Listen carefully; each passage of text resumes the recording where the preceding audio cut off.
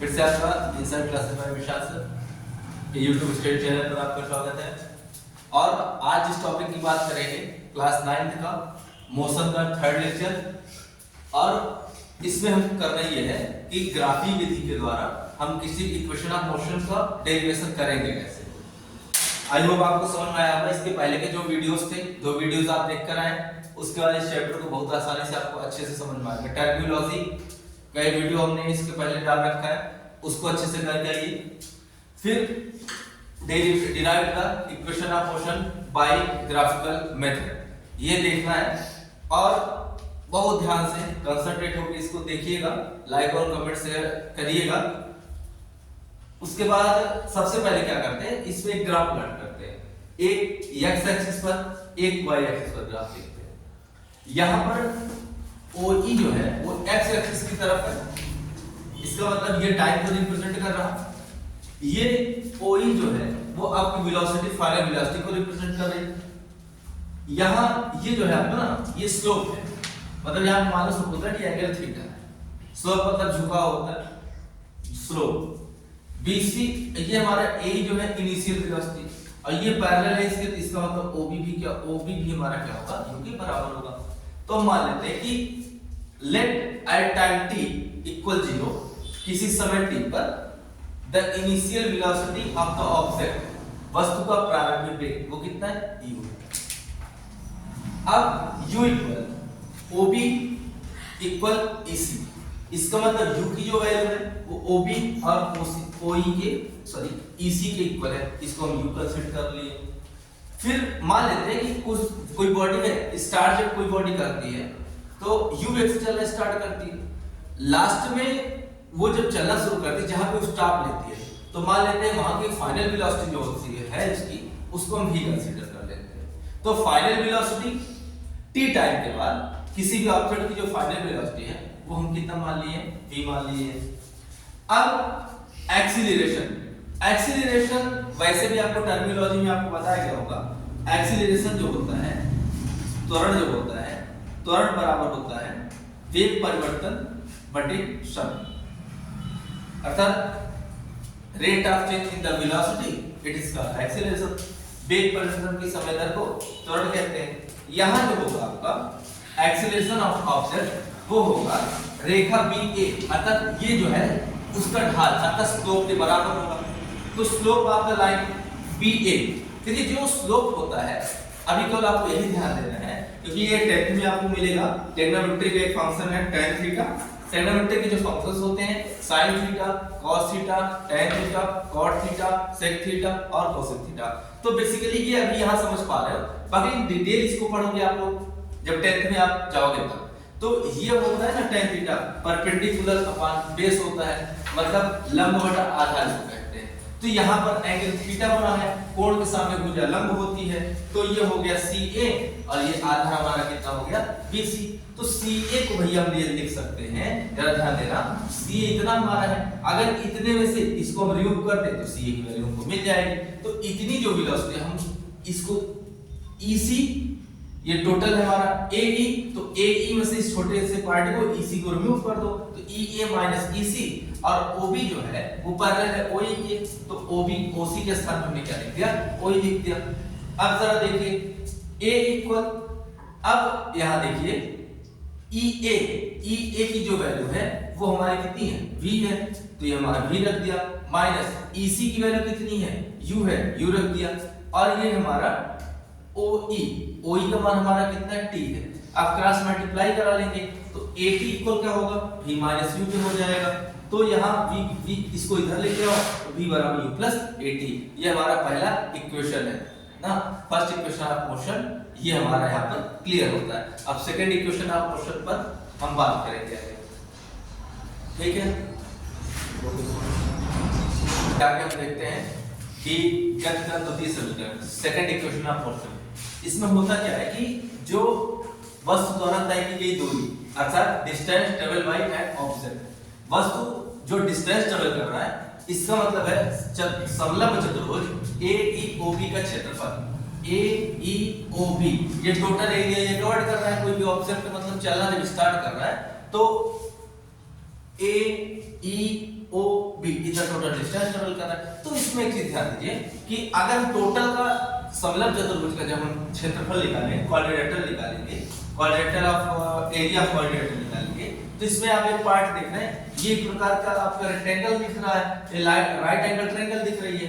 इन दोनों को अलग अलग निकाल कर ऐड कर दो तो क्या निकल जाएगा, एरिया इसका पूरा निकल जाएगा। तो वही चीज हम यहाँ किए हैं कि आयत मतलब रेक्टेंगल BOEC का क्षेत्रफल निकाल लेंगे, मतलब rectangle area of rectangle BOEC। उसके बाद एरिया ऑफ ट्रायंगल का निकाल लेंगे, एरिया ऑफ ट्रायंगल ABC का, अर्थात AB और C, एरिया ऑफ ट्रायंगल निकाल लेंगे। तो आपको पता होगा एरिया ऑफ रेक्टेंगल जो होता है लेंथ इनटू विड्थ होता है।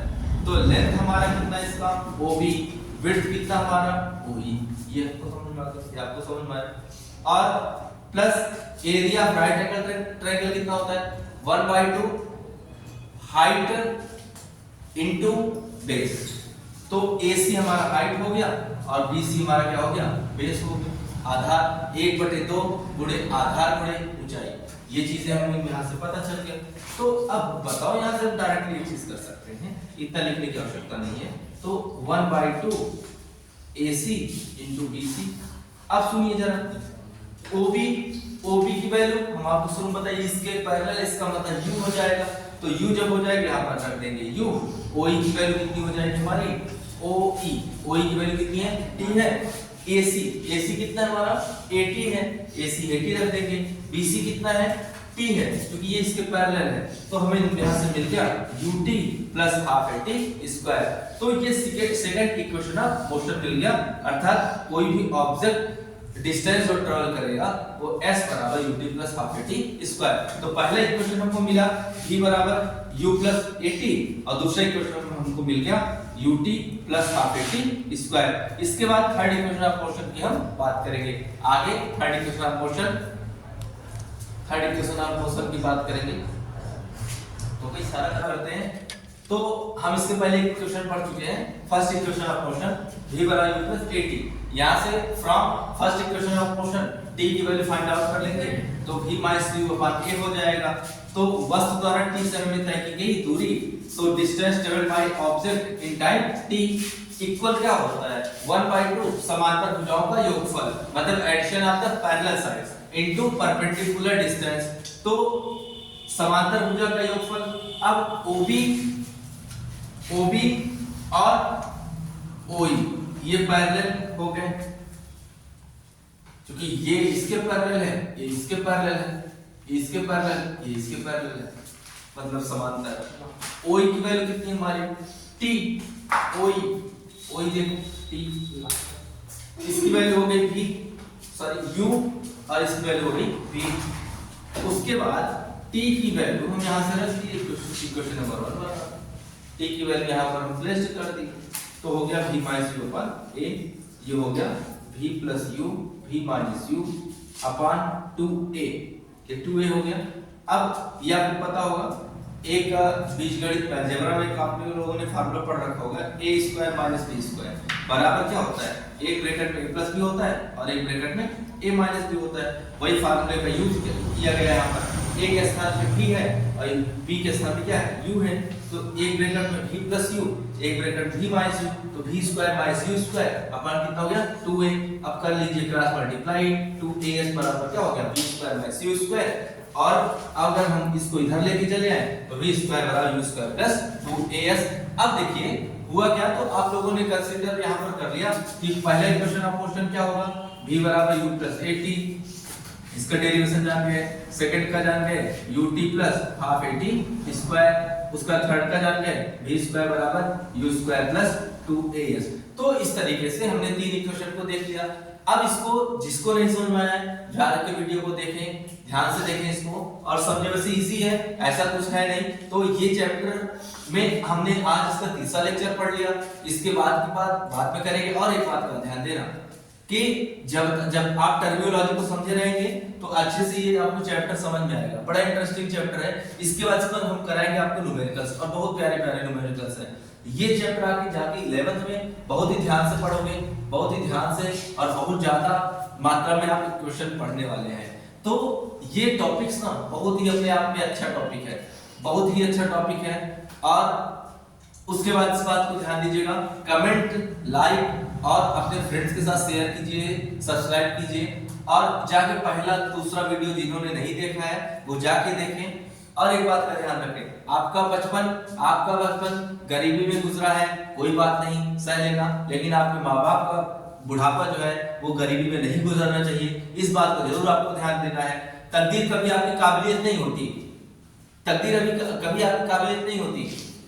मंजिल ने हौसलों पे कहा तेरे बस की बात नहीं, मंजिल ने हौसलों से कहा तेरे बस की बात नहीं,